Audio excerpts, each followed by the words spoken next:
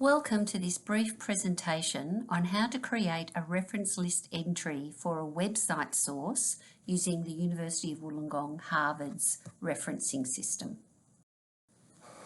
If you're looking for the UOW Harvard referencing system, have a look on the library page, and then on the right hand side you can click, if you scroll down a bit, you can click on the word referencing. Then have a look on the left-hand side of the page and click on the author date, the words author date, and then you will be into the referencing system.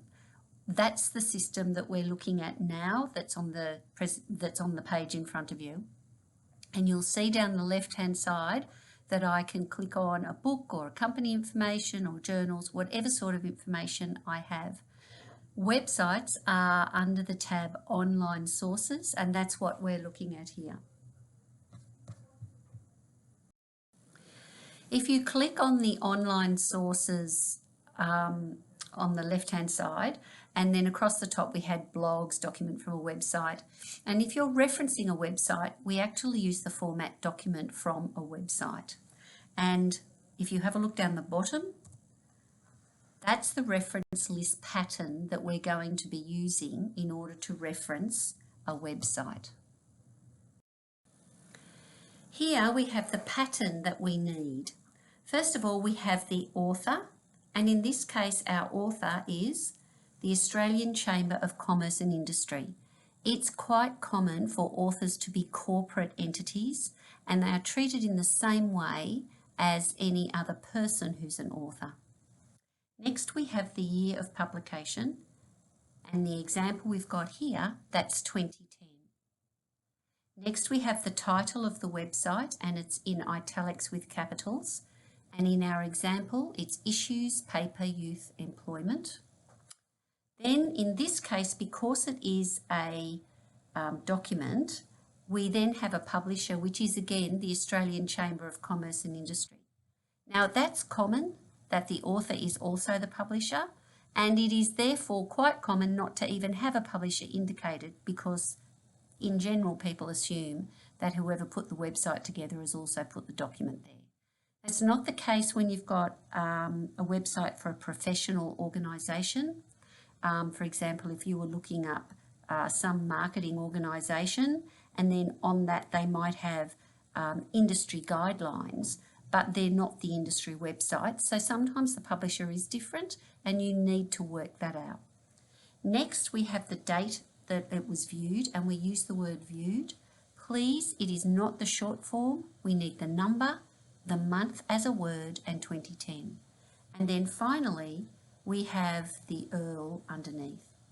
And please remember that the first line of the reference list entry is left justified, so it's against your left margin, but all the others are indented to the right.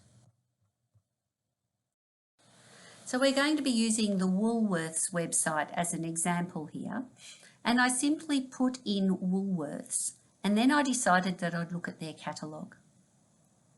So I would be looking at a web page called Woolworths Catalogue, and that would be the title information that I need for my reference list entry.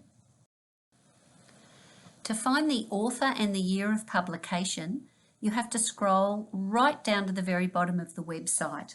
And here, I know it's very faint, but you can see Woolworths Group Limited, 1997 to 2019. Sometimes they don't have it, and they have a little tab that says copyright information. And if you click on that, the word copyright information, it will take you to another page that gives you the information. So we're looking at who the person was who published it or who put it up there. They're our author, and I'm looking for the year that it was taken, and in this case it's a span of years. Next, I need the URL. Now the URL is all the way back up here at the top of the page, and we're going to be copying that and putting that into our reference list entry. So we have the author, in this case Woolworths Group Limited, the year 1997 to 2019. We have the title of the website with capitals and in italics, Woolworths catalogue. We have no need for a publisher because we're actually looking at the website, not the document, and often the document doesn't have a publisher anyway. Then we have the word viewed and the day and the month and the year that it was looked up. And then underneath we have the URL in full. And that is a complete entry for a reference list entry for a website.